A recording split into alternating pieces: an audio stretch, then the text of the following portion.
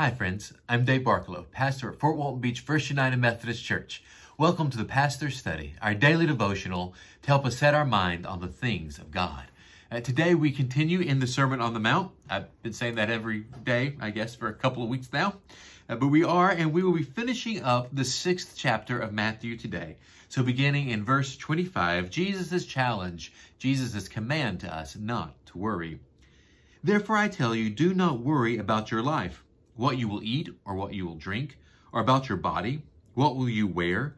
Is life not more than food, and the body more than clothes? Look at the birds of the air. They do not sow or reap or store away in barns, yet your heavenly Father feeds them. Are you not much more valuable than they? Can any of you, by worrying, add a single hour to your life? And why do you worry about clothes?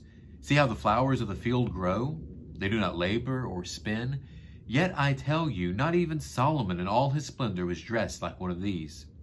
If that is how God clothes the grass of the field, which is here today and tomorrow is thrown into the fire, will he not do much more clothe you, you of little faith? So do not worry, what shall we eat, or what shall we drink, or what shall we wear? For the pagans run after these things, and your heavenly Father knows that you need them. But seek first his kingdom and his righteousness, and all of these things will be given to you as well. Therefore, do not worry about tomorrow, for tomorrow will worry about itself. Each day has enough trouble of its own. This world has a certain way of looking at things. And this world looks at things through the lens of scarcity. And Jesus' command here, not to worry, to not be anxious, it's hard right now, isn't it? We live in a world that seems to have been turned on its head. And now we're kind of starting to see some guidelines loosen up. And there's the anxiety of, okay, how's this going to go? Beaches are open tomorrow. So what is that?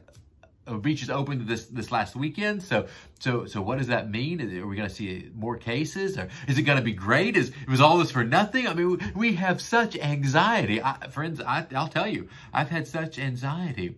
But yet when I read these words, they are words not of shame, and I don't hear Jesus telling us, oh, you bad people, you're worrying, but I hear Jesus reminding us of God's care.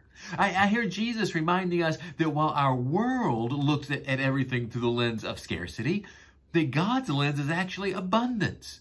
That consider the lilies of the field, the birds of the air. When it comes to taking care of God's creation, it's not scarcity, it is abundance.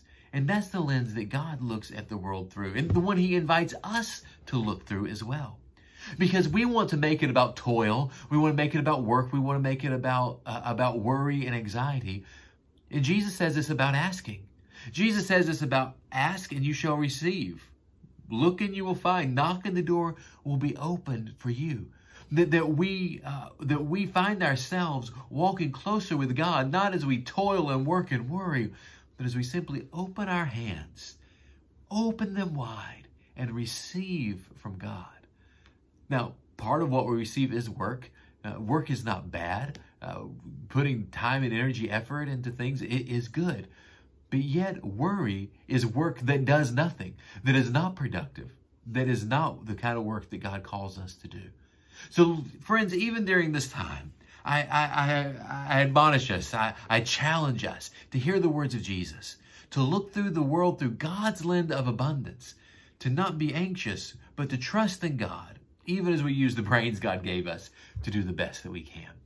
Friends, remember, I love you, take care of yourselves, and shine the light of Christ.